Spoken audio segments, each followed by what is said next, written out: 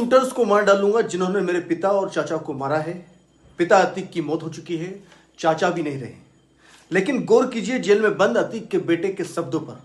बेशक वो भाई पिता और चाचा की मौत से परेशान है, लेकिन उसके शब्दों में डर नहीं, धमकी है। वो भी तब जब वो खुद जेल में सजा काट रहा है। नमस्कार, मैं हूं समंदर सिंह राजपूत और आप मेरे साथ देख रहे हैं अलर्ट विद समंदर। आज के एपिसोड में बात करेंगे अतीक अहमद के 5 बेटे की। यानी अतीक अहमद के 5 बेटे थे, हर किसी उम्र 30 साल से कम। जिस उम्र में आम लोगों के बच्चे अपना करियर बनाने की राह पर होते हैं, उस वक्त अतीक के ये बेटे जेल में बंद हैं। यहां तक कि हत्या के आरोपी एक बेटे असद का एनकाउंटर भी हो चुका है। इस तरह की भाषा उत्तर प्रदेश में कोई नई नहीं है और नई बात भी नहीं। आम आदमी सालों से माफियाओं और उनके परिवारों की ऐसी धमकियों को झेलता आ रहा है। ये कई समय से ऐसे माफिया की धमकी झेलते आ रहे हैं।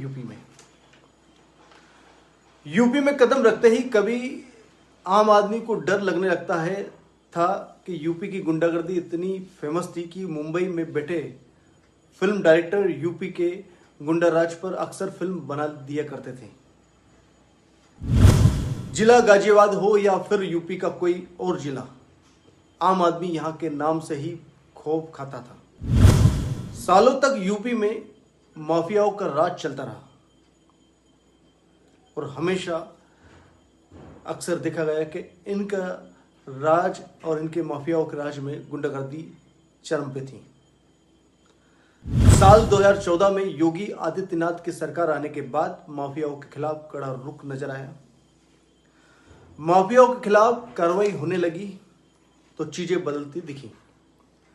लेकिन इतना सब होने के बावजूद जो चीजें नहीं बदली वो थी यूपी के डॉन और उनके बेटों के तेवर। आज के एपिसोड में हम उनके बेटों के तेवर की बात करेंगे। अतीक के बेटे की तरह ही मुख्तार अंसारी का बेटा भी जेल में सजा काट रहा है। अब्बास अंसारी ने कोर्ट में जमानत की अर्जी लगाई थी, लेकिन कोर्ट ने अब्बास की जमानत याचिका खारिज कर दी। वजह वही थी कि अब्बास की गुंडागर्दी। अब्बास की गुंडागर्दी के बारे में हम आपको बताते हैं। अब्बास ने 2022 में विधानसभा चुनाव के दौरान सरेआम एक भाषण में यूपी पुलिस को धमकी दी थी। अब्बास ने कहा था कि एक बार उनकी सरकार बन जाए तो यहां के पुलिस अधिकारियों का हिसाब किताब किया जाएगा। अब्बास ने अपने भाषण में कहा कि 6 महीने तक किसी पुलिस वाले का तबादला नहीं होगा, बल्कि उनका हिसाब किताब होगा। ये मुख्तार अंसारी के बेटे के बोल थे, अब्बास के।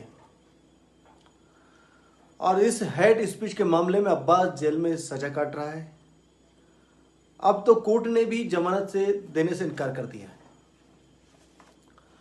मुख्तार अंसारी के दूसरे बेटे उमर अंसारी का नाम भी मनी लॉन्ड्रिंग मामले में सामने आया था और ईडी ने पूछताछ भी की थी। उमर के नाम पर एक अवैध मकान को भी ध्वस्त किया गया है। जब मुख्तार के बड़े बेटे अब्बास और बहू निकत के जेल में अवैध रूप से मिलने पर कार्रवाई हो रही थी, तो मुख्तार के दूसरे बेटे उमर ने पुलिस पर ही उनके परिवार को फंसाने के आरोप लगा दिए। यानी माफियाओं के बेटे के तेवर कम नहीं हुए, बढ़ते गए। इनके तेवर इतने तीखे जैसे कि इनके पिता से ही इन्होंने ये शिक्षा ली हो। माफियाओं के इन बेटों का ये हाल तब है जब राज्य में इन्हें कोई राजनीतिक संरक्षण नहीं मिल रहा है। इनके और इनके परिवार के बुरे कामों के खिलाफ कड़ी कार्रवाई भी हो रही है। जरा सोचिए उस वक्त कैसा हाल रहा होगा जब उत्तर प्रदेश में इनके पिता गुंडा राज चलाते थे। अतीक अहमद और मुख्तार अंसारी ने सालों तक राजनीतिक संरक्षण पाकर उत्तर प्रदेश में राज किया और अरबों रुपए की संपत्ति बनाई। घर में बेटे पैदा हुए तो उन्हें भी पैदा होते ही सिखा दी गई गुंडागर्दी। बेटों के हाथ में थमा दी बंदूकें, उन्हें बता दिया गया कि हर काम गाली गलौज, धमकी, मारपीट और बंदूक की नोक पर ही किया जा सकता है और आपको इसी की दम पे ही काम करना है। बस सीख माफियाओं के बेटे आज भी अपना रहे हैं।